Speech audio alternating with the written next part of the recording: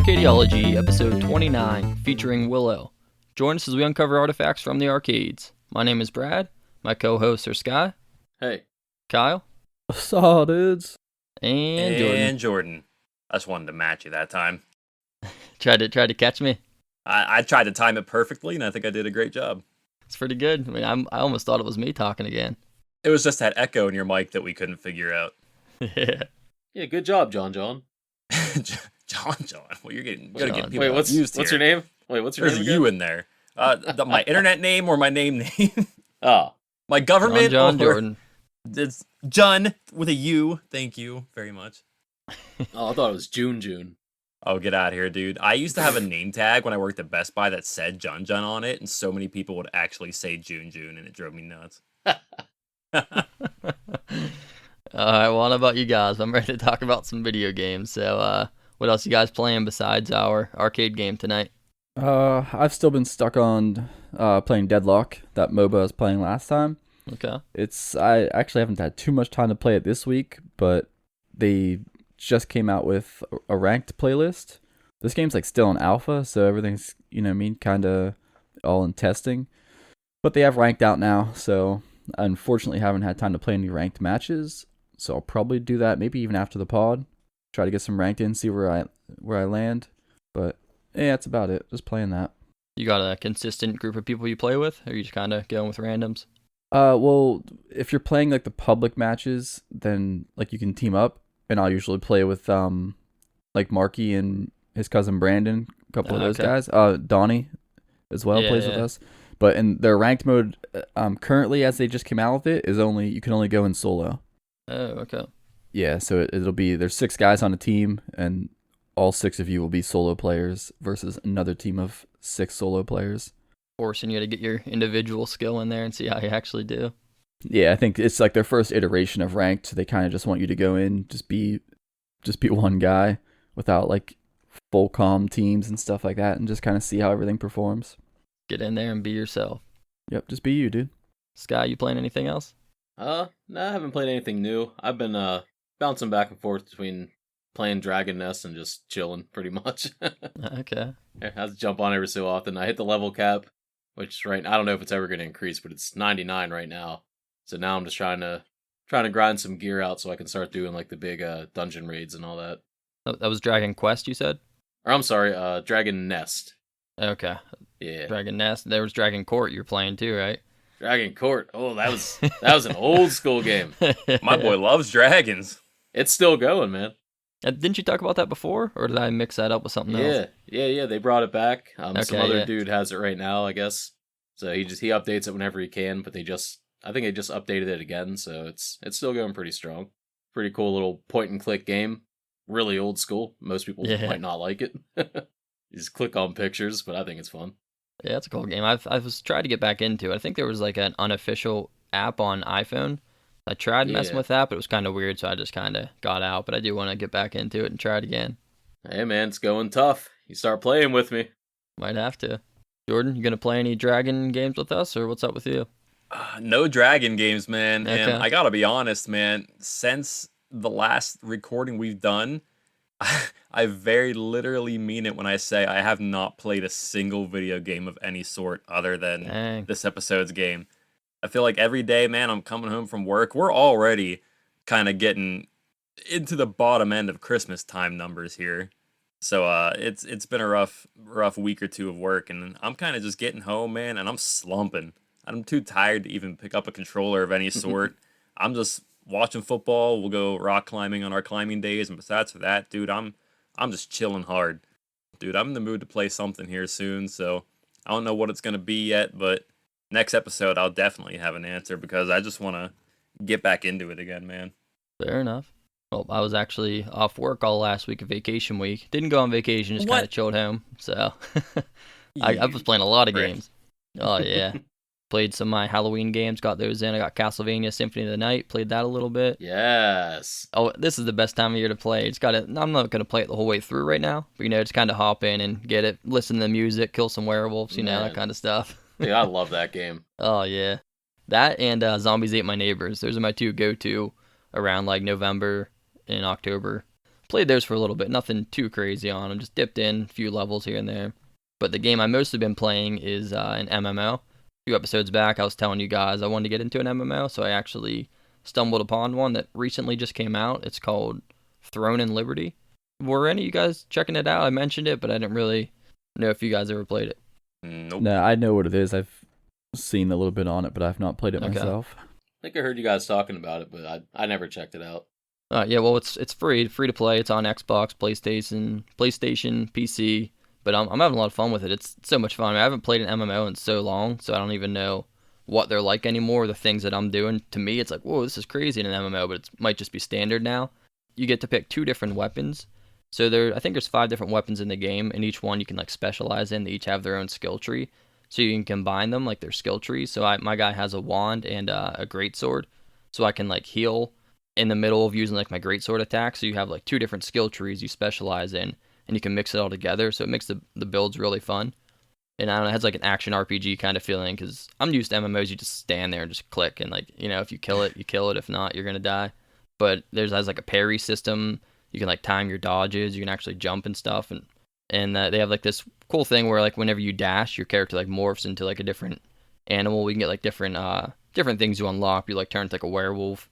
If you jump off a cliff and like use like your glider, you turn into like some sort of bird, like an eagle or something. But I don't know, the theme of it's really cool. I'm just having a lot of fun just going through it. Mostly I'm just playing by myself, to be honest. I don't know, just playing on like console. I think it's hard to find a party and stuff, 'cause I'm not even using a headset. But I don't know, I'm just basically playing as a single player game, but it's a lot of fun though. Are they gonna ban my account too? I mean, if you want to come in and find out, I'll play with MMOs do that, man. Yeah. I mean, stop using those trainers, you wouldn't get banned, bro. Whatever, Scott, whatever. Yeah, don't play with them, Brad. I I'll get you cut some banned too. trees, man. He's trying to sabotage your account. Don't do it. Oh man. God forbid I cut some trees. Don't let him in your guild. You boys is trying to sell magic logs, man. That's all he's trying to do. But I don't know if I've been leveling up so fast in the game. I think level cap's 50. I'm already level 40 just from hitting the mainline quests. Like I'm just going quest to quest, like doing all the main stuff, and I'm just like, every time I look up, it's like you got to know a level. I'm like, geez, I can't even keep up with putting all these skill points in. It's just nonstop. So it doesn't feel too grindy yet. So I don't know what the end game's like, but I don't know if I'll do much with that. Just kind of play it through and see how I feel whenever I get there. Yeah, I'm more like a casual MMO player these days. Like back in the day, I'd just play it all day, every day. Now I need stuff I can like just dip in and out of.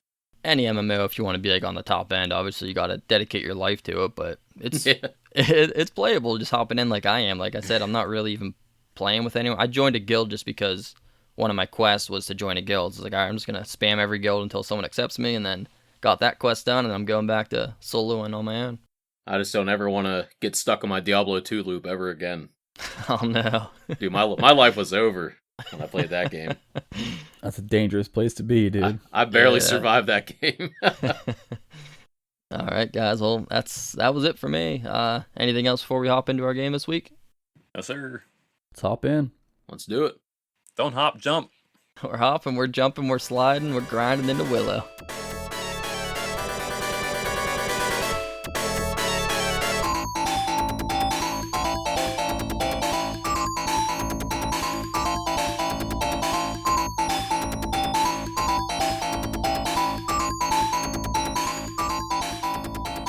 Released in the arcades in 1989, this game is a mix of somewhat of a platformer, a run and gun, kind of, and some little bit of RPG elements as you collect coins as you go and purchase different upgrades in the shops. The game is based off of a movie of the same name. I personally have never even heard of the movie before finding this game.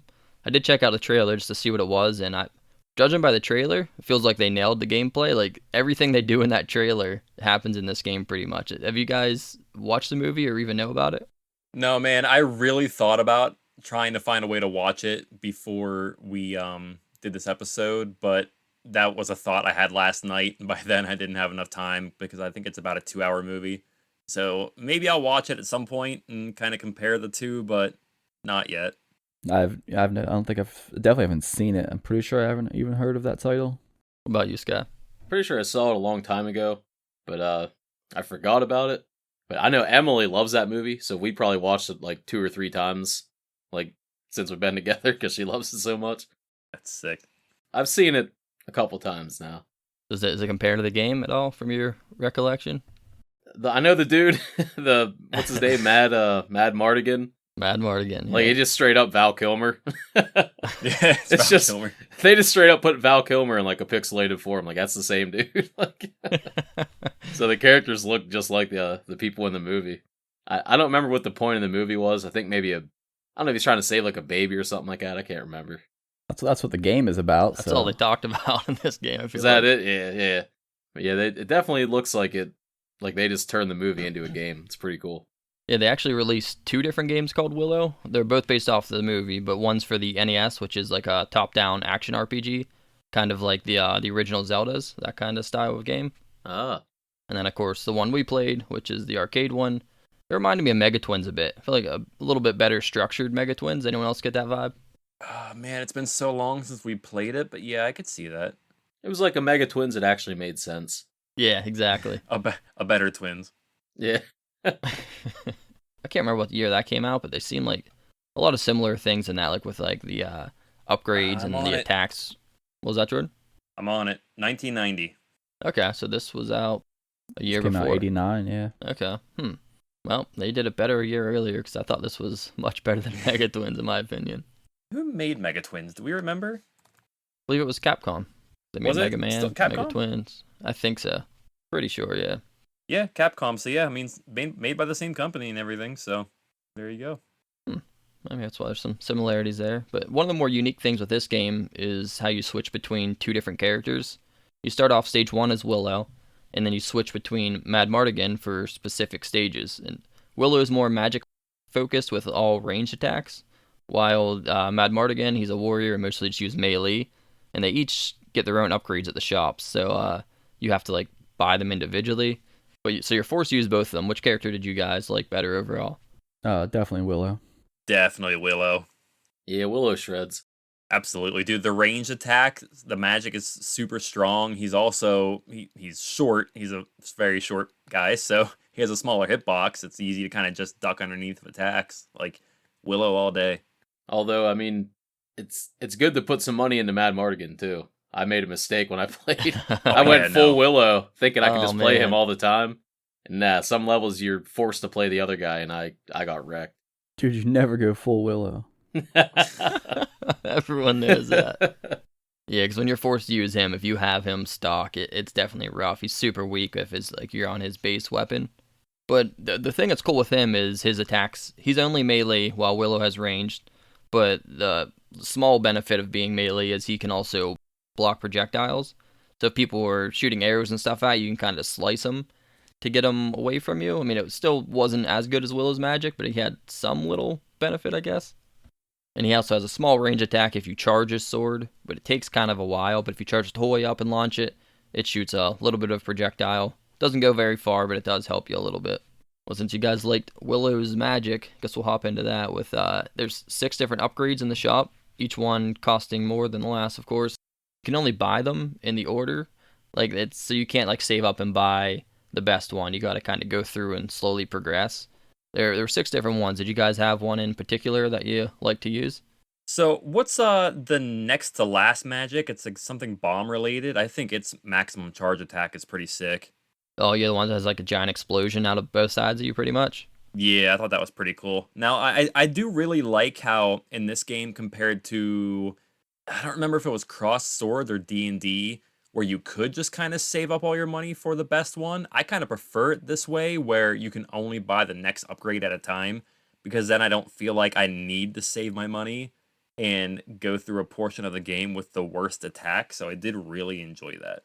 I thought the tornado was the best one. I really like that one. The tornado was good. You get that early on, too. I mean, the explosive one, like the last one you get, is definitely really good for clearing out the screen. You can hit a lot of stuff. We'll get into the boss, I guess, but tornado is really good for certain boss. I will say the very final magic he gets is, it almost, to me, feels like the final boss would be impossible without his final magic. But that's just me. I don't know. There's different ways to do it, obviously, but it would, I think having that final magic is by far going to help with the final boss, because it's his only magic that can deflect or get rid of projectiles. I thought the final boss was impossible without the tornado. what it seemed like for me. I don't know what you would have done about their projectile attacks, but I guess we can probably save that for a little Clearly later. have different approaches to the boss. But Guy, you said the last one, and you were talking about the explosive one. But there's actually like a crystal shield thing you get. Did you see that one? Oh, I don't even think I got that. Okay, yeah, that's the final one. It's like spreads out around you like a circular barrier, and it stops, like Jordan was saying, it stops projectiles from hitting you. I don't know if I got that or not. You might not have. If you miss one of the shops along the way, you might not like have, because you can only buy one magic per shop. So even if you have enough money, you can only buy whatever's one at a time. So if you hit like miss one of the shops and didn't get one of the upgrades, you might not have had the opportunity to buy it. And I believe there's only 2 shops per level, and they're all one-time use, if I'm not mistaken. Yeah, I definitely missed. I think I purposely didn't like the very first shop that appeared because like I knew nothing about the shop system. So when it appeared and there were so many options, I was like, I don't really know what to spend my money on. Maybe I'll just save it. And I skipped the first shop. So I ended up not getting the very last magic skill. I think you still could possibly get it with missing the first one, because one of the playthroughs I didn't even have enough money to buy anything at the first shop anyways. And I still was able to get like all the magic by the end. Yeah, I definitely skipped something because I did not get the last one. I was just all about getting the weapon upgrades. I didn't buy anything else at all except for the weapon upgrades until pretty much, I think there was one spot in specific where I knew a hard part was coming up, where I bought the extra health bar. And then I'd buy a few extra health bars at the very end for the final boss, but besides for that, all the money went towards the weapons. Yeah, you definitely want to stick with the permanent upgrades, because there's like the limited ones where it gives you like a pretty much armor where you can take a couple hits, but it's not permanent. You just use it up and then it's gone. You don't want to invest in that because you want to make sure you get your weapons powered up. But for the whole set of magic, there's the one that shoots like a crescent beam forward. The one Sky was talking about, it was like launches almost like a fire tornado. It seems to go like upward kind of diagonally. And then I really like the third one. It just turns all the enemies on the screen into gold, and it doubles the value like of coin that they drop. Normally if they would drop 100 and you use that spell on them, it instantly kills them, and then their gold is worth 200 instead. So you can really stack up some money for the shop with that. And then there was one that freezes time. Everyone on the screen can't move for a couple seconds. And we covered the last two, the explosion one and the crystal. The money one at first, I was like mad that I bought it. I was like, what is this even doing? But I happened to just be like, at the time I bought it, I happened to be fighting those certain guys that hold the shield, and you can't like hit them unless they like do their attack. So I was like charging up and spamming the gold thing, and it wasn't doing anything. I'm like, tell me I just like ruined my power up by like this stupid. I don't know what's even happening. No one's dying. Like, but eventually you get to the next part, and it's like there's like 7 enemies on the screen, and it just deletes everything, turns them into gold. Yeah, there are some enemies that are resistant to it, so it doesn't work on them. As well as I think the time freeze one doesn't work on some of the bosses, but yeah, the gold also doesn't work on all the enemies, unfortunately. Each magic has like an ultimate attack, but you don't necessarily have to go that far. There is a charge meter at the bottom of the screen that has different colors, and if you stop the meter in a certain color, you'll do a different charge attack. So even if you are in a section where you're with enemies that aren't affected by the gold attack or something, you can still charge the attack up to at least hit them with a stronger attack. So it's not like the upgraded magic's completely useless. Well, I believe the magic bar is directly correlated to the previous magic. So like if you have the tornado and then you buy the next one, which gives you the gold, if you stop it in like the orange zone, it'll use the tornado attack. Gotcha. I was wondering about that, but I wasn't 100% sure. I just knew that like you had different options. Yeah, it'll just keep extending your total magic bar, so you can always use every spell that you purchase up to that point. You just can't like cycle through them or something. You just have to time it perfectly to pull it off. Sometimes it's a little tricky. Like I'll try to, because you're trying not to get hit, but you want to use the right spell, so you're looking at the bar to try to let go at the right time, and then enemies are coming after you. So it's a little tricky. It would have been nice to kind of just cycle through them, but it kind of makes sense the way they did it.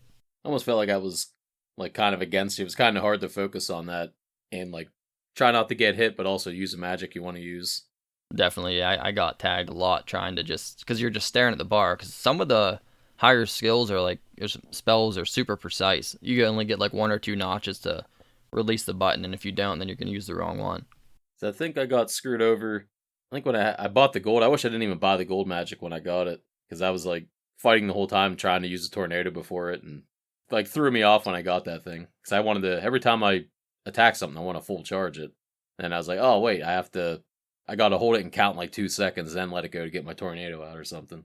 Yeah, turn it into like a little mini game of timing every time you want to attack an enemy. Yeah, I feel like that'd have been cooler just to have a button to just cycle between them.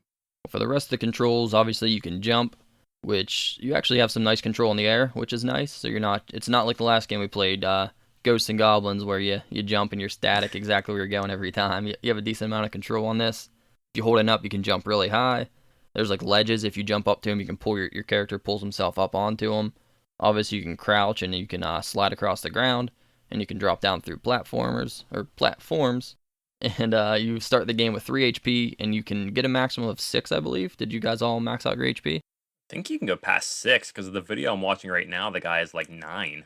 There are different versions of the game. There's like easier versions. I know some of the games start with like 4 HP, so I don't know if that's part of the issue or the difference there. I started with 3, and I don't recall ever going past like 5 or 6 or so. I think 5. Yeah, I don't know. I don't even count, but I'm guessing I had maybe like 5. I think that's where I was at too. Okay, yeah. I was gonna say, because some of the versions are a little different. I don't know. Hopefully we all played the same one. Sounds like we did. But overall, I thought it controlled pretty well. Do you guys have any issues with that at all? No, I thought the controls were good. Guy loves that you can go through platforms in this game, and I know that Kyle loves you can control your jump in the air. That's just like, that should be just the new bar for platformers. If you're gonna make a platformer, you need to be able to jump down through a platform. There's no reason to not do that. Yeah, I thought the controls were pretty good. I liked the graphics. They were kind of cool looking. Good sprite graphics. Yeah. And some pretty good music, I thought, as well. Had some nice tunes. Willow jams, bro.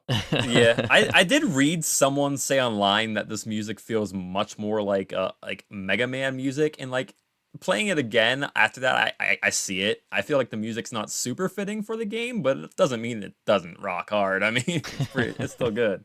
Rock Hardy. Rock Hardy. No. He's Rock back Hardy's again. back. Oh no. And we're back. I'm going to circle back to talking about the shop here, because we talked about that a little bit.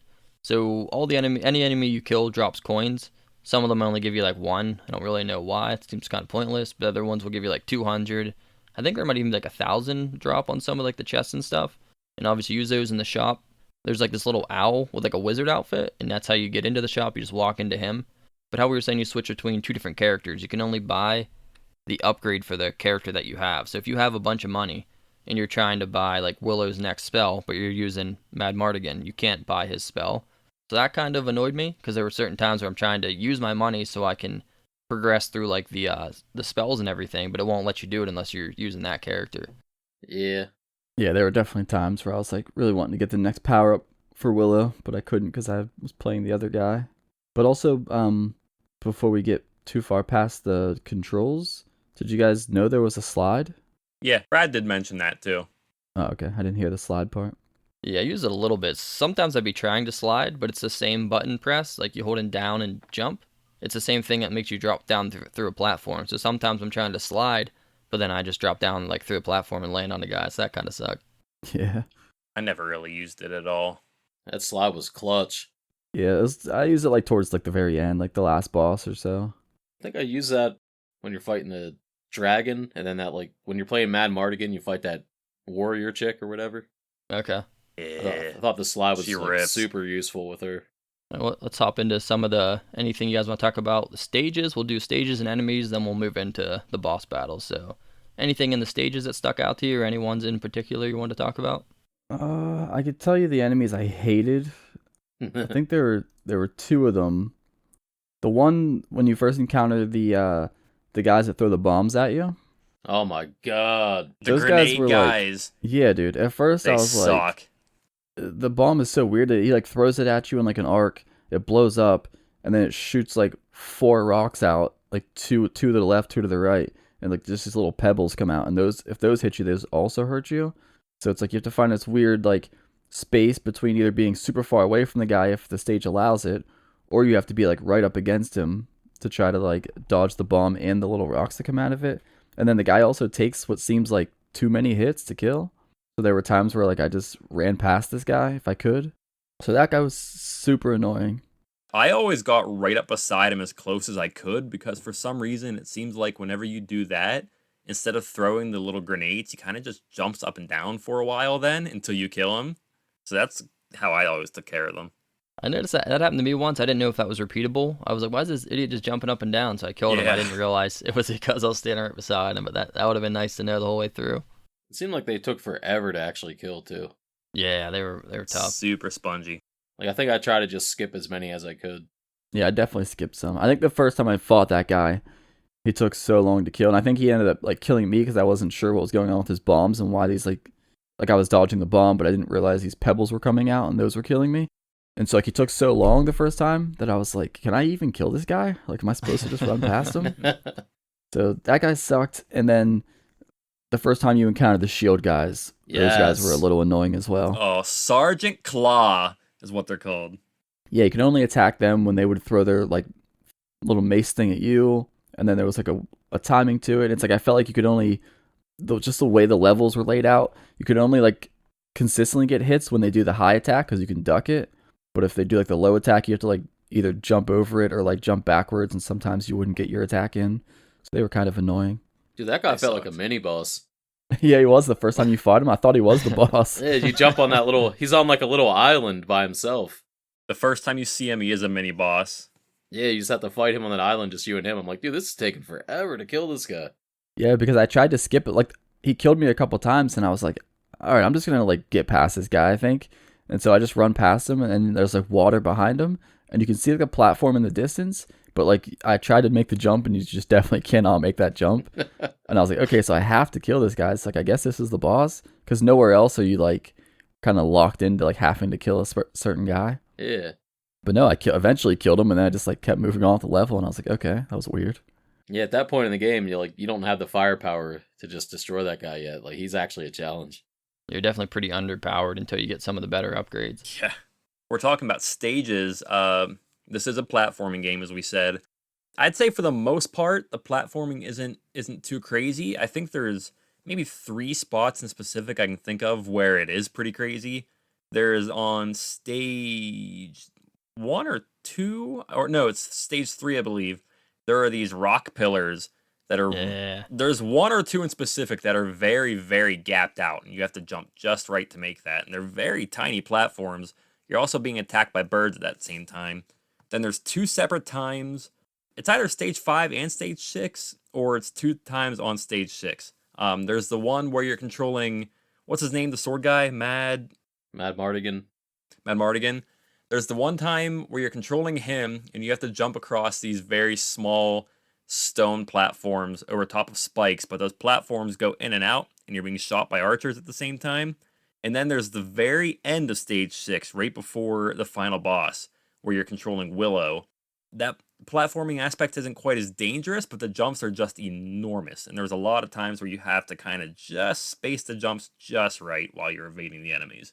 Yeah, the one time I died on stage 6, and I tried to make one of those jumps, and I missed it. And I fell like so far down, and all the enemies like respawned. So now I got to go through. There's like a ton of those grenader guys like ziplining down and throwing stuff at you, and that was terrible. I just died again to respawn. Dude, I thought level 2 was so freaking hard when you got on that carriage thing or whatever, that horse pulling the wagon. Yeah, I'd say that was like the first part in the game that cost me a lot of tokens. I think that like there's a few spots in the game that are big token munchers for me. I think that's the first one in the game. I mean, the checkpoints are pretty generous, but it just felt like it was a lot all at once. Yeah, that part was a little annoying because that was before I realized. I think I died there a couple times before I ended up figuring out that with Mad Mardigan, like his sword can destroy the arrows that are coming at you. Yeah. And so I was trying to like dodge them before, and then I realized I could just hit them and break them. Still, it was kind of difficult, but it made it easier. That in stage, I think it's stage 6, when you have to go through the doors in the right order. That kind of annoyed me a little bit. Yeah, that was frustrating. What is it, like a couple stages, like 3 different stages you go through for stage 6 or something like that? Yeah, there's 3 separate sets.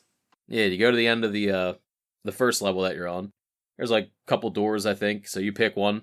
You go to the next one. If you get the wrong one, you just repeat the same one. I'm like, all right, it's one of those things, whatever. Yep. So I was like, all right, I'll just go back. I'll pick the other door. I went in. I went to the second part. I was like, all right, I made it. Get to the end of the second part. You got to pick another door. I'm like, oh, okay.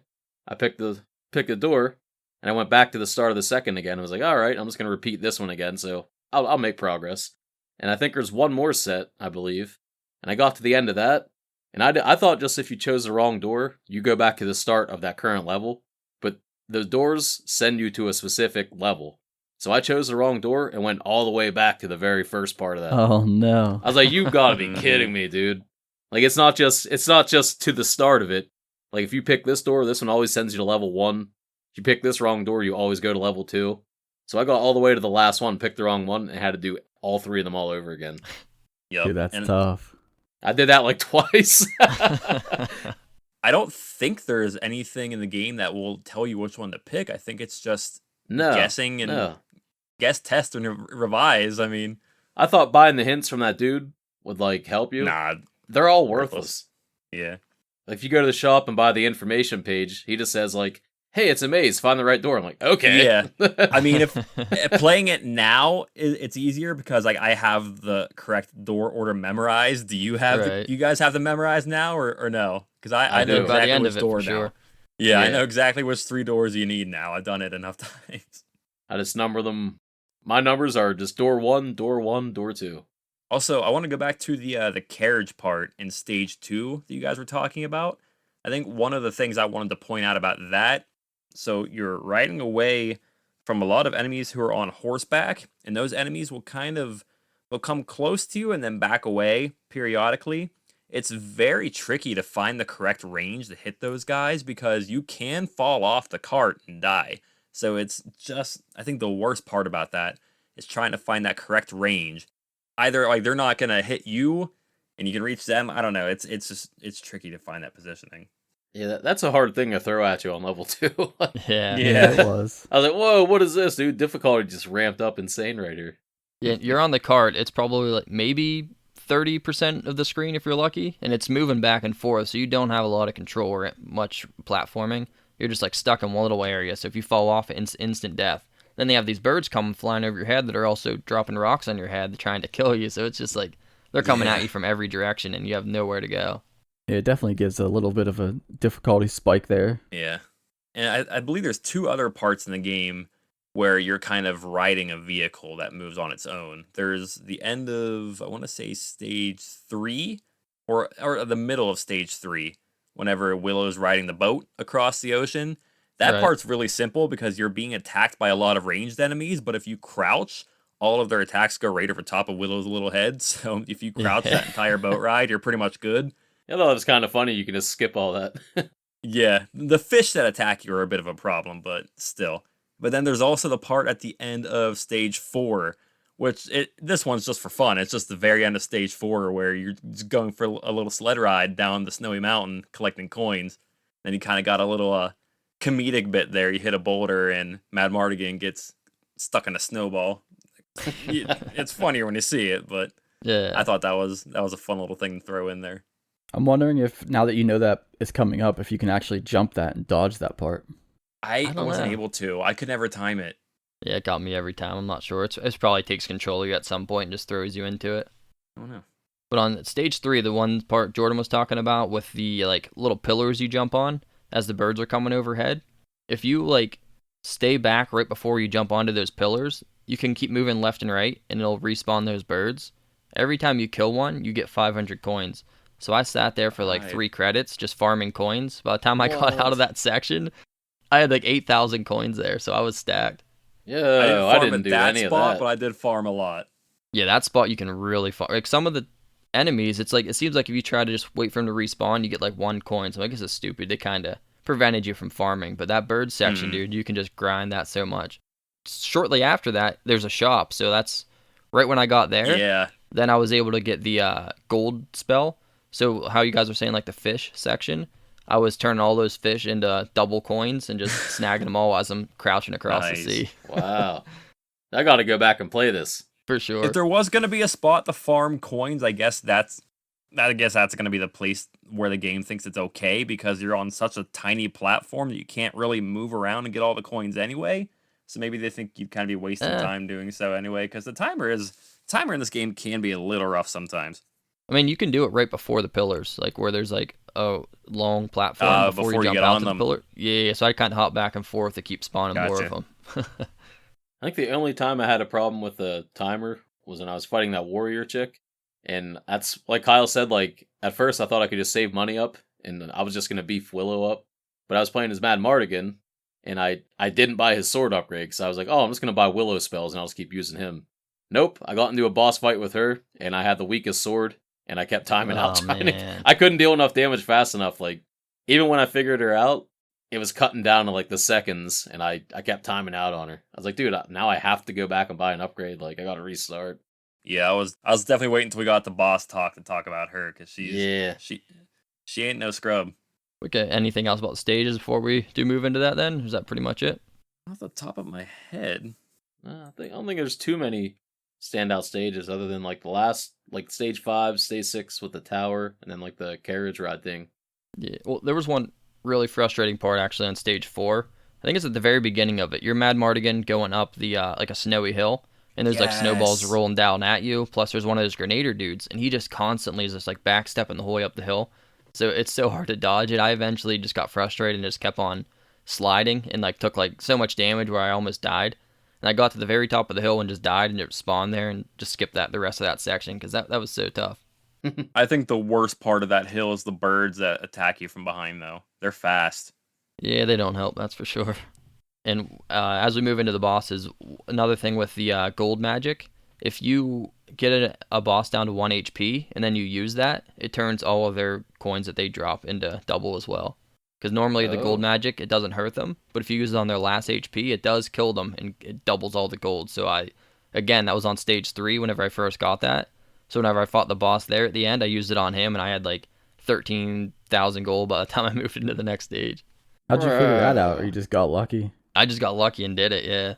Wow. Because I was using it against him because he shoots like these flame dragons out at you, and I was using it to clear them, and then I used it on his last HP, and it killed him as well. I was like, oh shit, that actually killed him and doubled the coins. So then I did it to another boss, and it worked. I was like, all right, well, I just found the golden ticket, boys. Dude, this guy was rich. I'm over here trying to scrounge up all my pennies to repair my sword. Yeah, it makes the game so much more fun whenever you don't have to worry about the money. We're gonna start calling Brad Mad Moneygan. Yeah, dude. Jeez. All right, well let's talk about some of the bosses then. What bosses did you guys like? Which ones did you hate? Which ones wrecked you for a while? I could genuinely talk about any of the bosses or many bosses in this game. I think they were so good. I don't even know where to start. You guys can start and I'll hop in. I would genuinely love to talk about all of them. I mean, I already mentioned that warrior girl that you fight in that snow village. She rips. Yeah, a little 1v1. If you don't upgrade that sword, you are having a rough time. You're probably not even going to beat her, honestly. Now, I will say, I do think that she's probably the hardest boss in the game, personally. My first time playing through this game, I cannot tell you how many tokens I spent on her. But this is one of those games where the difficulty level overall is fairly high. I'd say it's like a top 5 difficulty kind of game we've played so far. That fight is no different, but it is a game where you can kind of recognize patterns and make your own strategies. My final playthrough of this game, she only hit me one single time, and I took her out. So it's just, you just kind of got to figure things out. But yeah, like Sky said, it's just like a 1v1 sword fight. It's pretty sick. Yeah, there's 2 sword fights like that. Those were some of the better fights in the game, but I don't know, I didn't really have much trouble with her. I thought before her, you have to fight a dragon. I thought that was, the first time I fought it, that was the hardest thing ever. I couldn't figure out how to kill this guy. And he doesn't have an HP bar. He's like one of the few enemies that don't have an HP bar as a boss. So it's like you don't know when you're killing him. You just hit him forever, and he just seems like he never dies.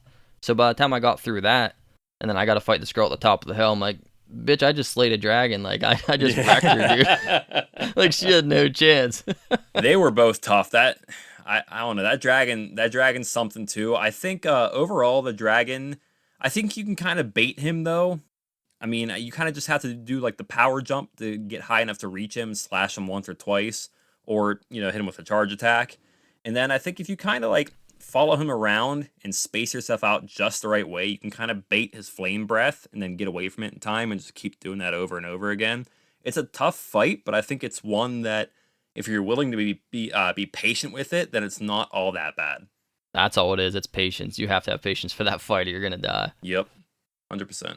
And actually, I think the very first boss, I think I died like maybe 2 or 3 times on him just before I figured out his like the little jump pattern to him, but he wasn't bad.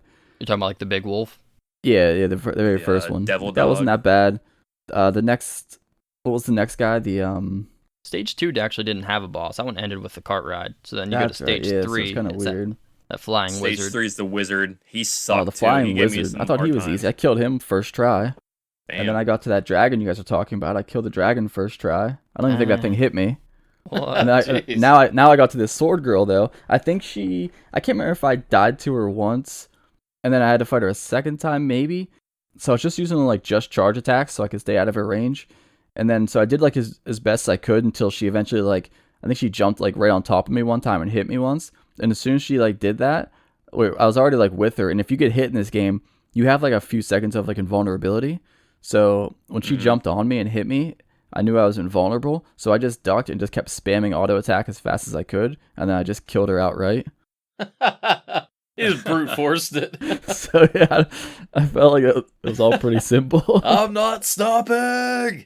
That's kind of how I beat her too. I had my sword upgraded pretty good, so I just charged her and just kept on like I got like a couple like tactical hits jumping in and out, and then once I got her down like I don't know, I took like 3 bars of HP off her. I just spammed and she couldn't kill me as fast as I could kill her. Yeah, that's what I did. Yeah. Sometimes she'll try to like parry your attack, which is fine because like once she parries, then she kind of goes back into like a neutral stance and you can hit her a couple times. So she parried like 70% of my attacks. She does parry a lot. She does it a lot. I think the big thing with her is keeping your distance just right. You have to kind of keep that spacing correct between the two of you because she does have fairly good reach with her sword, and she throws it out pretty quick. I think it's just a matter of keeping good distance between the two of you, hitting her with some charge attacks here and there. One thing I would do with her a lot is I would kind of sneak in and out, like sneak in, attack, back up, sneak in, attack, back up before she could actually throw something back at me. Every now and then you'll land a shot, and by doing this, you can kind of back her into a corner too, which it's usually pretty easy to get a few shots off on her in the corner until she jumps over you then. Yeah, I had to fight her like so tactical. Yeah, if you didn't upgrade your sword, that sucks. No, I was trying to save up for Willow and didn't realize I screwed myself. So I got like the noob sword trying to kill this chick, and it was not a good time. I just back up away if you get far enough away, you can just trigger her jump attack every time. So she'll jump, as soon as she jumps, then I do a slide, and I end up like, I don't know, a couple inches away. I'll hit her in the back, and then just keep running back to the other side, make her jump, slide under. I was fighting her like a Mega Man boss. I think the two-headed dragon on stage 5 was super easy. I mean, you can kind of fight him the same way as you do the stage 1 boss. The way I would do it, I just went as far left as I could and just kept jumping and attacking at the same time. And they would launch their fire attacks upward because it reads me as jumping up in the air, but then I can just duck right below it and keep attacking, no problem. That's super simple. And then also, definitely probably the coolest looking boss, General Kale. This dude looks sick as hell, first of all. But I didn't have much of a hard time with his fight at all. I kind of honestly just bum rushed him. This was another 1v1 sword fight with Mad Mardigan.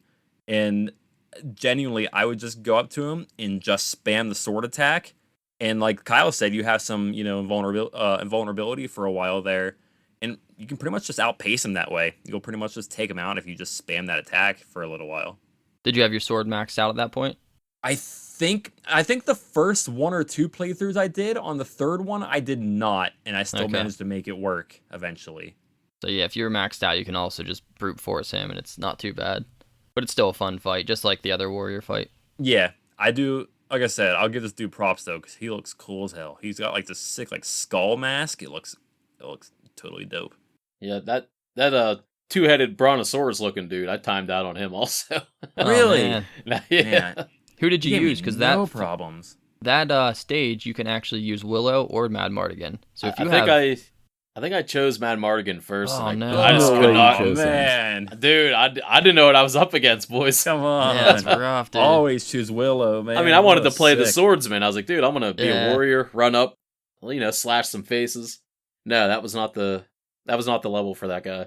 He can dodge his flame attacks so easily because he's so short. He can Oh, just Willow right made it below them. easy. You just sit in the left Oh, corner yeah. and spam. No problem. 100%. My boy Mad Marty. Whew. I'm confused though. Why were you saving all your coins for Willow upgrades, and then when you had the choice, you chose Mad Mardigan? I think that was a different playthrough I did. Oh, okay. I played Fair through enough. it just a couple times. That might have been my first playthrough. And then I think my second, I tried to save up for Willow because I thought Mad Mardigan sucked. And that's when I had to fight that warrior girl with no sword. Oof. Well, we want to move into the final boss here. I was just about to say that because it sounds like we all kind of had different strategies and thoughts about her. Yeah, so, I mean, originally, I had a really hard time with her. So, they fight the Evil Queen at the end, and you have to use Willow. I thought this was super hard. I probably dumped like 20 plus credits alone just trying to beat her the first time. She charges up like these blue stars, and they kind of like loosely home onto you. They kind of circle around her. There's like 8 of them, and they just kind of keep launching at you. So it's kind of seems like it's hard to dodge at first, but once you realize the pattern, it's not too bad. You can kind of hop over them. But did you guys have a really hard time with it originally, or kind of just won through and won life this one too? Well, no, I definitely didn't one life this one. This was definitely I don't know, like I don't want to say the boss was hard once you kind of figured it out, but it was probably the hardest out of all the bosses. Like I definitely spent the most credits on fighting the final boss. So like I said, I didn't have the very last upgrade of the magic skill, so like that blue kind of aura shield thing. I did not have that. Okay. But I used the one before that is like the fire explosion, right, that comes out of each side of you. Yeah. So I spammed her with that whenever she was on the ground. And then when she would go up into the air, I would have to time my spell bar out to use the tornado, so I could throw the tornado at her and hit her while she was in midair. The only like part about this I think that gets a little tricky is when that weird little, I don't even know what this thing is, a weird little table thing that she like brings to life. Jumping table. Yeah, that's the only part that like you could probably like I would die on. Yeah. And so I kind of just like fought her a couple of times until I was like able to get like a lot of damage in on her early before she kind of got to that phase. And so I think when she finally got to that phase, she only had like 3 health bars left. And then I was just able to like just dodge that little table thing real quick, like disregard it, and then just charge up tornadoes and hit her out of the air with it. Now I will say, when I did finally kill this boss, actually I had 1 health left. And I don't know what hit me. I don't know if it was the boss or the table, but something hit me, and I did die as I killed the boss, but it gave me the kill. That happened to me on the 2-headed dragon before. Yeah, so actually, I was about to be frustrated because I seen she had 1 HP left. I threw the tornado out. I see it like getting to her, and all of a sudden I see my character die, and I'm like, no! But then the boss dies, and then it like gave me the end credits. Okay, correction. That happened to me on the 2-headed dragon, but it did not go my way. It counted as a death for me and not the boss. That was on my best playthrough too. So I spent 1 more token than I probably should have. But yeah, I'll talk about the final boss too. So from everything I read, people are saying that the thing she animates at the end when she's low on health is like a barbecue grill or something. It doesn't seem right, sure, but like sure, that's what I've been reading. So I don't know, man. I think that's also something that's in the movie. So maybe we just need to watch the movie. But anyway, the first time I played this game, and you'll understand whenever we get to token credits, and I'll talk about this. My first playthrough was brutal, and I definitely spent a ton of tokens on her on the first time. My final playthrough, I had such a good strategy for her that I beat her in 1 try. So, as you said, she has those little crystal things that rotate around her. And as we said earlier, Willow's final magic spell is the only one that can get rid of projectiles, and those count as projectiles. So what I would do is I would just kind of spam my basic attack at her when she was on the ground for a little bit. And then I try to time it up so that I would start charging before she started charging those. And then by the time I had the full power attack that kills the projectiles, she would start summoning them. I'd walk up to her, unleash that attack, and those would just instantly go away. So she doesn't even get to use that attack at all. Whenever she flies through the air, I just take a few pot shots at her here and there, no problem. And then once she animated that little barbecue grill or whatever the hell it was, as long as I had 3 hit points left, I was good. Because then at that point, you just kind of got to bum rush her and hit her as many times as you can. And then that grill thing also shoots projectiles, which once again, you can get rid of with his best magic. So as long as I had 3 health by the time we got to that point, it was done. It's once she lowered it into attacking range again, shoot her a few more times and she's out. Yeah, I had a hard time with that boss. Yeah. That stupid table part is like, at first I thought I could kill that thing and then she would just respawn it and you keep fighting it, but you can't do anything to it. And I didn't have that shield thing you guys are talking about, so I just had to keep running and dodging, getting hit. And the whole time she was like up really high in the air, so I couldn't like hit her with anything else. Like I had to use my tornado to hit her. Yeah, it's Yeah, whenever that's the she, way I like fought Kyle it. was saying, when he got her down to, it's every time she gets a 3 HP. As soon as she hits 3 HP, she flies up into the corner and like animates that little jumping table thing. And I originally had the shield thing that Jordan used, but I did not like it because it was too hard to time like my better attacks. What I did was kind of what you guys said as well. You just get her down to the 3 HP. As long as you have at least 3 HP left, you should be good. But I thought it was better with the explosion thing because you can just jump over the table. You don't have to like worry about timing it because I don't think the shield thing hurts her. So you just have like that explosion magic. You jump up, just drop it on her, and you have like a couple seconds of invulnerability, as we mentioned. That gives you enough time to charge it again and do it. So as long as you get her down to that final phase, which is really the only hard part of it, you can kind of just brute force it. I don't know what happened to my playthrough. I felt like I couldn't hit her with anything other than that tornado. Yeah, because she does stay in the very top center of the screen for like a pretty long amount of time, so you can't really even seem to hit her up there. And then after like the table comes one side of the screen and back to the other, then she kind of lowers down to the middle of the screen, which is an easier target. So I'd kind of just waited for that point and just launch as many attacks as I could real quick. That's part of the reason why I didn't want to grab anything after the tornado, because I had to, like, that thing jumping around, shooting all those projectiles everywhere.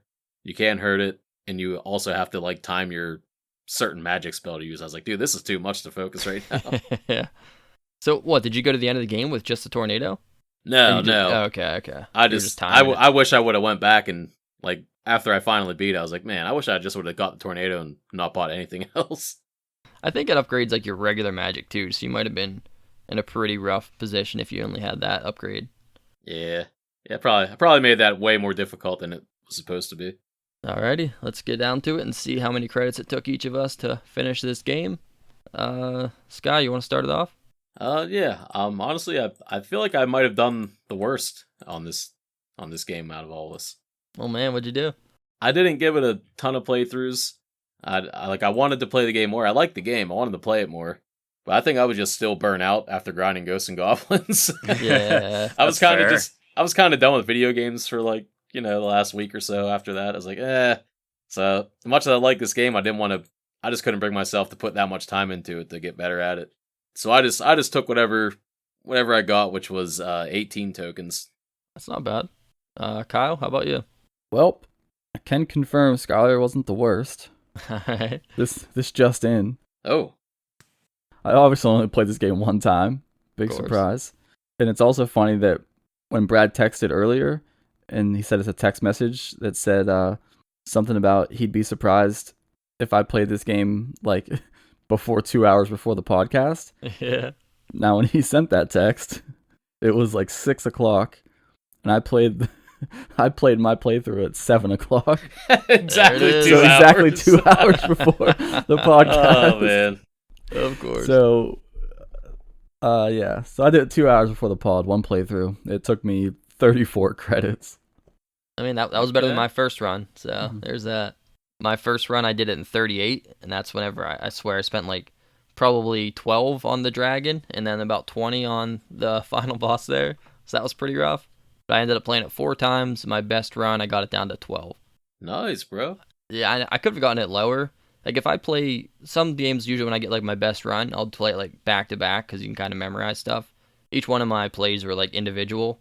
So I got like to certain sections, like, man, I wish I would have remembered doing that. It's one of those things where if you do it twice in a row, you can really. I could easily got this under 10 if I do it like back to back. I feel like, but yeah. I got down to 12. Jordan, that leaves you. Yeah. So my first playthrough, I did 3. My first one was disgusting. I don't know how in the world you guys were in your 30s in your first playthrough, because this was a game where you really, really gotta learn some patterns and memorize some things. Everything I read online, people get so pissed about this game because it's very much like a cheap kill kind of game. Like, it will throw something at you out of nowhere that you're not expecting. And you really got to memorize a lot of things. So your first playthrough credit totals, I'm very impressed, because my first playthrough was 71. That was spending a lot of time learning a lot of things. Now, this is by a mile the best improvement in credit I ever had from one playthrough to another, because I went from 71 down to 33 in my next playthrough, and then the one I just did a little bit ago before we recorded, I got down to 24. Okay. Cut that in like good progress. Yeah, man. Yeah, this is very like much a third game of what you just, spent the first time. Yeah, you really got to just kind of memorize some patterns and make some strategies. And once you do, if you're patient enough, you can do pretty well in this game. I'm not very patient, but I did my best. That is respectable credit amount, sir. Fair enough. Sure is. Yeah, I always track like every one of my runs. So mine were 38, 24, 13, and then my best was 12. So kind of got down to my best run there. I don't think I'm going to get too much better if I played it again unless I like really go hard on it. That's those diminishing returns right there.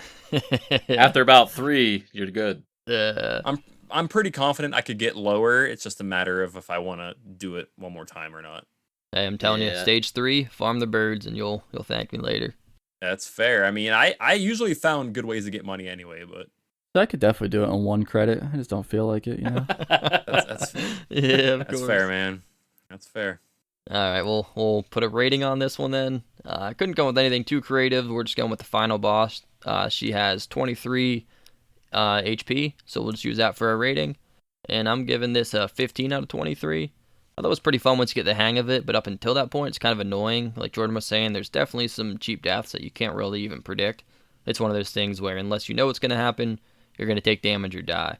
And that mini boss dragon, I thought was like one of the harder fights and didn't even show his HP, so that kind of annoyed me. Lose a point or so for that. But they did have some pretty fun boss battles. Those sword fights were really cool. The shop, I'm kind of 50-50 on that. It's a cool concept that you can buy different upgrades and stuff, but if you don't get the right upgrades, as Sky found out, you're gonna feel really behind in your purchases and you're like almost soft locked. Not literally, but it gets pretty rough if you don't have a powerful weapon. So I give it a 15 out of 23. Nice. I think I'm gonna be a little higher on this actually. I'm gonna go like an 18. All right. This is like a solid platforming game. It has its cheap moments, but honestly, after playing Goblins, like I don't know, I'm more lenient now on what I feel is cheap. Like if I play this game and I could get 18 credits, like you know what I mean. Whereas Goblins took me hundreds and hundreds to get anywhere in there. So I thought it was pretty decent.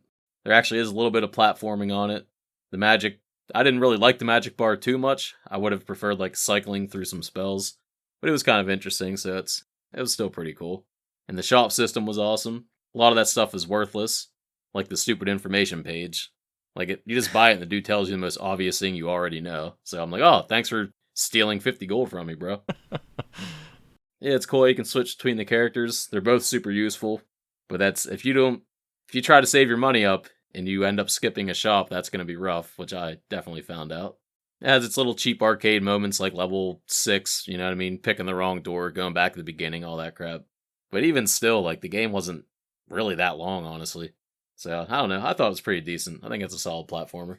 Well, I'll follow that up because I was definitely also thinking an 18 on this one. Man. All right. I mean, I definitely wasn't. Some of these games we play, man, I'm just like annoyed the whole time. You know what I mean? I just can't wait for it to be over. This was not one of those games. I thought the jump, like the controls, just overall, it's like one of the biggest things for me when I play these. And the controls in this one felt really good. The jumping felt good. You had a normal jump, a double, like a height or a double height jump. The controls in the air were pretty good. The dropping through platforms, as we know, is always a pretty big thing here. Being able to slide, even though I didn't use it too much, there were definitely parts where it came in handy. So all the movement stuff gets a check from me. The magic was cool. I don't know if I really have a preference. Like maybe if I played it, like Skylar was saying, with like this being able to switch through your magic skill, I could gauge it better, but like, I don't know, I kind of didn't mind that you had this bar that charged up. It kind of almost gave it like a little bit more skill to it, because like you kind of had to be like dodging things all at the same time, and then like charging this bar up and then stopping it where you need the magic skill to be. So, I don't know, I kind of like that a little bit. The bosses were all, honestly, I think they were all fairly easy. Like some of them were kind of cool, but like not that hard, I don't think. And then the final boss obviously was the one I had the most trouble with, but it wasn't that bad, even though I was missing the last magic skill. I don't know if you guys done a playthrough where like the warrior, you had his like magic or his sword maxed out? Like, does it do anything cool other than have like more damage to it? Nah, it's just stronger. Yeah, he could have been like a little better. They kind of dropped the ball on him, I think. I don't know why anybody would play this game and not pick Willow whenever you get the chance. And then the same with Brad with the shop. Like, The shop definitely, I think this game seems like it's like a 2 playthrough game where it's like you play through it once and you just kind of take it for what it is, and then if you like want to play through it a second time, then you kind of understand everything and how all the mechanics work and like the shop layout, because the shop is kind of like confusing the first couple times you get into it. You don't really know what you're gonna buy or what to spend money on or if you should be saving it. But I do disagree with Skylar on the hints the guy gives you for $50, just because like yeah, the hints are really bad, but with like inflation, cost of living, like this guy has to charge money for something, and so I can't blame him for that. I thought that was coming around to an actual point too. I thought he really had. Guys, it's tough out here for everyone. Gotta survive, man. This dude's trolling me. This guy's trolling me. Feed his little gnome family. Oh my. So yeah, I'll wrap it up with an 18, boys. I enjoyed this one. Pretty positive so far. How about you, Jordan? All right, I think I'm gonna blow some minds here because Not a 23. What?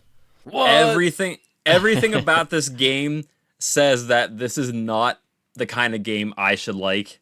It's platforming. Some of it's tricky platforming. It's a pretty high difficulty game. I'd usually prefer to just play something I can simply get through.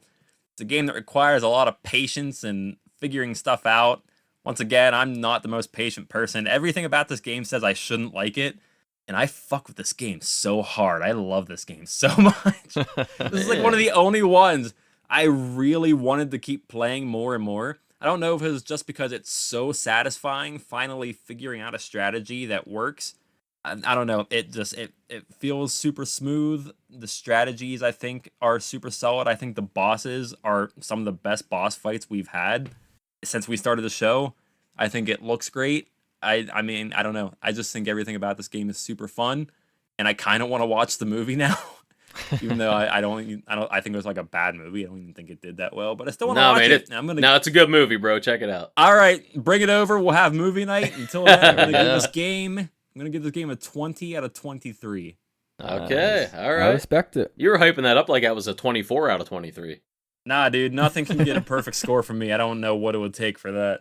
Yeah, I'm surprised Kyle's is so high with one playthrough. On my first playthrough, I probably would have been like a 5 out of 23, dude. I was so mad. I did not want to do this anymore. Then this game gets better the more you play it. So by the end of it, I had some fun with it. Say level 1 was, it was easy, but it was fun. I was like, all right, I can get down with this game. It's like a fun platformer, kind of cool action game. As soon as I hit level 2, I was like, just like Brad said, like, yeah, this is a 5 out of whatever. Yeah. It's like, it's gonna be a low score. This level sucks. And it picked up though. You give it some time. This is like a really solid game. I like it, man. I just wish it wasn't so burnt out, because I definitely would have did some more playthroughs of this. Well, let's see how solid it is compared to the other 28 games we played. Kyle, let's start off with you. I feel like you never start off with the rankings. You got a good slot for this? Where would you put it? Oh, I got a great slot for this, dude. All right, let's hear it. I think I know what he's gonna say. I know right where he's putting this. Yep, I think I do no too. Clue. What? They don't even know, dude. How do you guys know? I have no idea. Let's see This what one he is says. going. I need some deliberation, but for now, I'm just gonna throw out like the 6 or 7 zone. Oh, Okay. Going up there. Okay. I thought he was gonna say right at number 10 and Right above Joe and Mac. That's what I thought he was gonna say.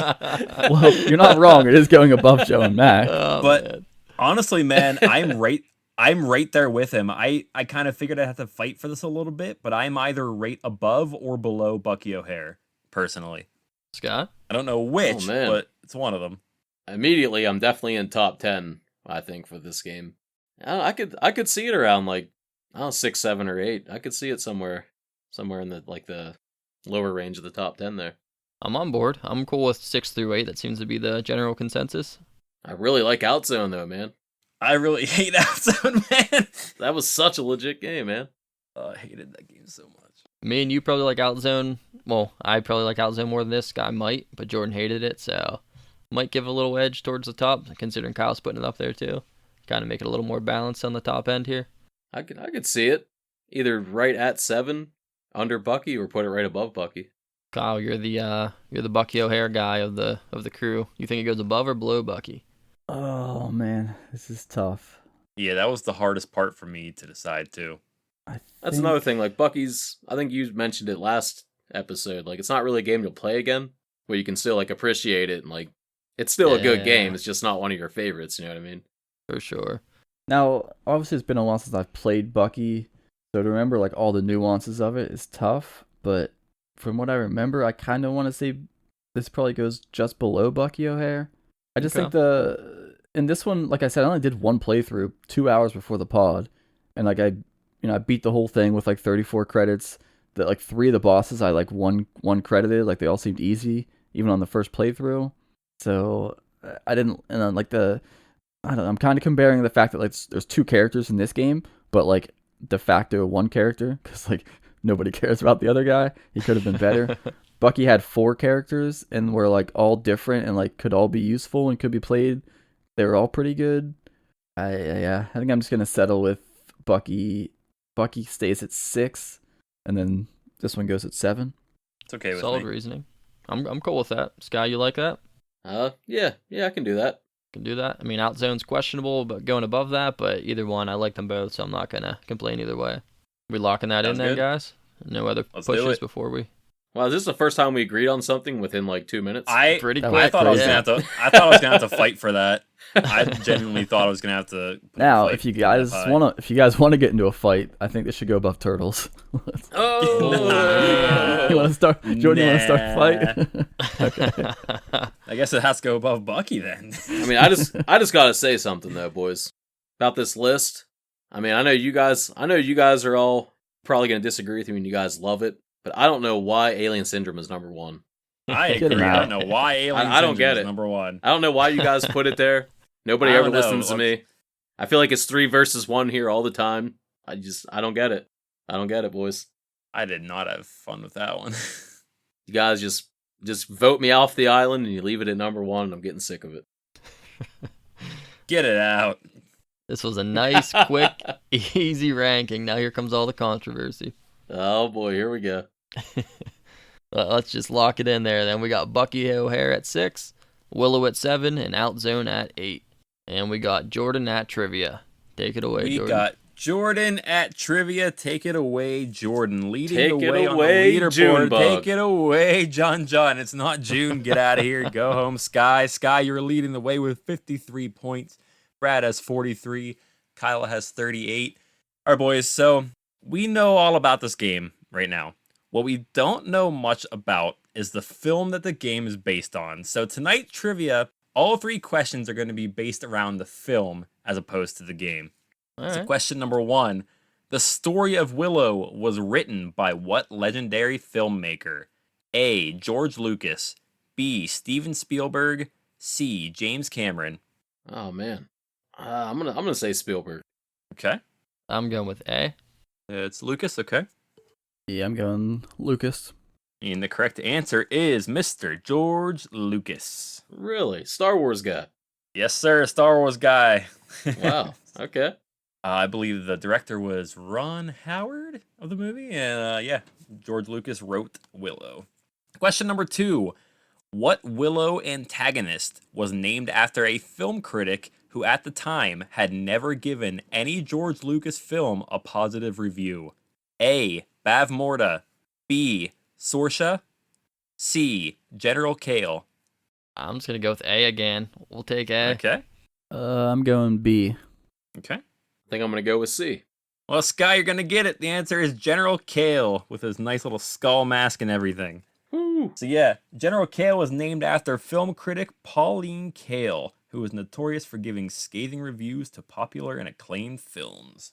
He didn't like George Lucas. One of the coolest bosses in the game, too. I know, he looks so sick, dude.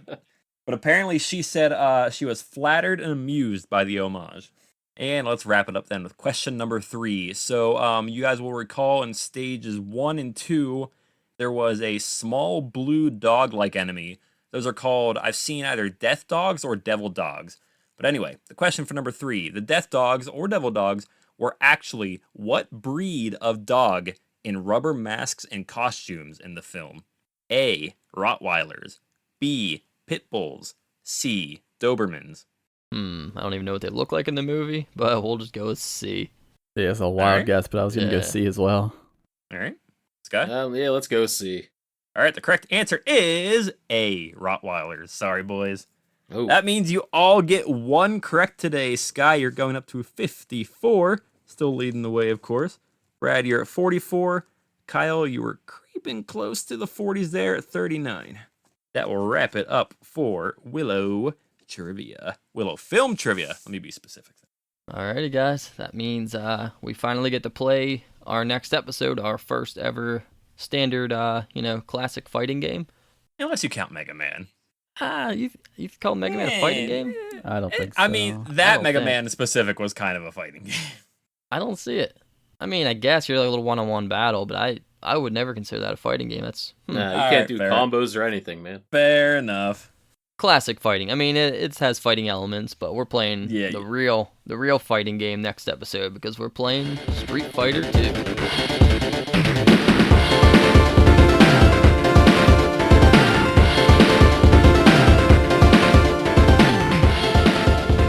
Follow us on social media everywhere at Arcadiology. You can send us questions, comments to arcadiologyquestions@gmail.com, or you can fill out the Google Doc in our description for the podcast.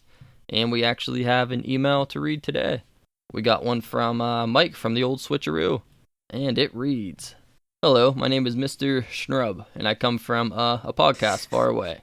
Yes, that'll do. Anyway, I say the best game was that Joe and Mac Returns episode, with the best guest so far. You guys remember who the episode guest was there? I have no idea. No clue. That was our boy Mike. Couldn't tell you, dude. That was Mike. That was Mike, bro. Such a mystery. Yeah, and the rest of the email. Seriously, though, I would like to put a vote in towards one of the best episodes being Turtles, if for no other reason than how entertaining it was. for how much chaos that seemed to cause the rankings. And personally, I wonder how much individual rankings for each of you would vary from the overall rankings. See which one of you has been getting their way, and which one of you is Jordan. Congrats on 1 year. Makes sense. I just have a different taste. Yeah. So. Wow. That's great. That's a good one. That was a great email. That is something we've been talking about the last few weeks is what would our personal rankings be? And I know I put my list together, but I kind of just did it right off the top of the dome. So maybe if I actually sit down and think it out, I'd make my own list and see how it compares, but I know there's definitely going to be some changes to our number 1 and number 3. I can tell you that much. Yeah, I think I started that. I probably got halfway through organizing it. I didn't get to finish it yet. But yeah, we will probably be doing our own list at some point if people want to see it. Yeah, it'd be cool to do. I think at least we should do a top 10. Yeah, for sure. Yeah, I organized mine around the 25 mark. So I have the first 25 games in my personal order that I did on a separate doc. But yeah, we could do something cool with that. What were you going to say, Jordan? I was going to say I can give you a little bit of a spoiler here and say you're going to see stuff like Turtles and Willow and Punisher and stuff pretty far up there for me. It's just kind of more my kind of game. Yeah, honestly, the list overall, there's a couple things here and there that I'm not cool with, but for the most part, I'm pretty on board with our general list. I think though to stay on brand when Jordan makes his top 10 list, he should do his top 10, but then we should be able to get it onto his list and reorganize his top 10. Oh, come on. I can't get anything, man. Oh man. Can't win. Don't worry, things will get better for you, little June bug. Why are you doing this? Bro, you let me know you don't like it, so now I got to. Get out of here. Anyway, this was good timing for Mike to send an email on because their latest episode should be out now, and they actually invited me over to be a guest on it, so I was on their latest episode. We covered Gunstar Heroes for the Genesis and Sin and Punishment for the N64. So yeah, that was a fun episode. Should be out now, so go support our boys Mike and JMO on the Old Switcheroo. They'll appreciate a sub. Yes, sir. There's some very stand-up guys, even when they're sitting down. That's right. And thanks for writing in, Mike. Anyone else wants to send us some emails, we'll go through them. But I think that's it for today, guys. Ready to get out of here? Later. Let's go. Let's bounce.